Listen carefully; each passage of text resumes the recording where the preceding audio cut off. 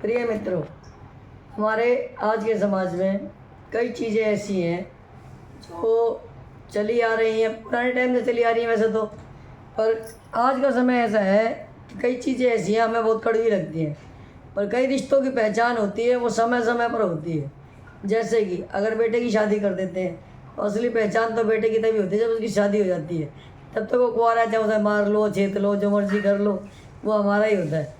बाद में डांट मारते हैं हम बेटे को, बुरी लगती है बहू को, तो उसमें हमें उस चीज़ का तब पता चलता है हमारा बेटा हमारे फेवर में बोलेगा कि बहू रानी के फेवर में बोलेगा। तो बेटे की असली पहचान तो बेटे की शादी के बाद ही होती है। वो हमारी कितनी इज्जत करेगा, हमारी कितना आदर करेगा और हमारा कितना सेवा भाव रखेगा हमारे लिए। सेकंड पे पति की आती है बात। पति की असली पहचान तब होती है जब स्त्री बीमार हो जाती है।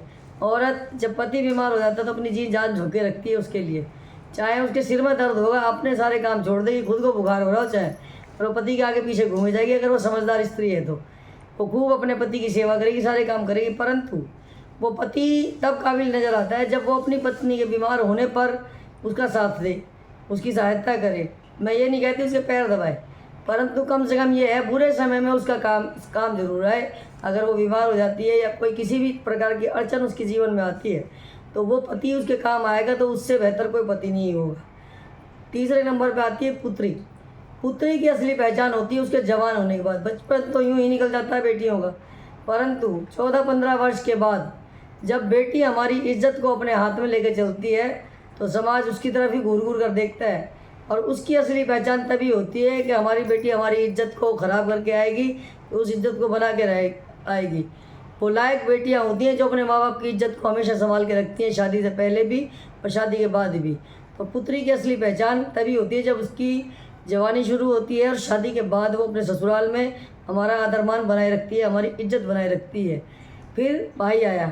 भाई की पहचान तब होती है जब बहन अगर ससुराल में परेशान है या घर में कहीं परेशानी है तो भाई उसका फेवर ले, या फिर भाई की कहीं लड़ाई हो रही हो तो भाई उसके साथ खड़ा हो।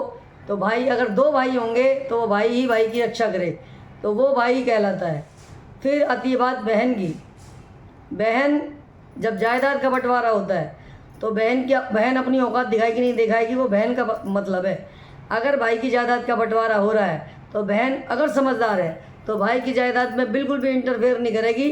जो भाई कर रहे हैं उसको करने दो, भाइयों का बहनों के उसमें बोलने का कोई मतलब नहीं है। बाकी फिर भी यूँ है, अगर कोई गलत चीज़ होती है तो बहनों को उनका साथ देना चाहिए। सारे भाई आजकल वैसे तो होते हैं 1-2 भाई हैं, तो अगर कोई भी किसी के साथ भी कोई ज्यादती हो रही है तो बहनों का ये फ़र्ज़ बनता है कि अपने भाइयों का साथ दें। वो बहन समझदार होती है। लास्ट में आएंगे दोस्त। अगर दोस्त अच्छा होगा तो हर कठिन और अच्छी परिस्थिति में अपने दोस्त के साथ खड़ा रहेगा, वो दोस्त की पहचान होती है।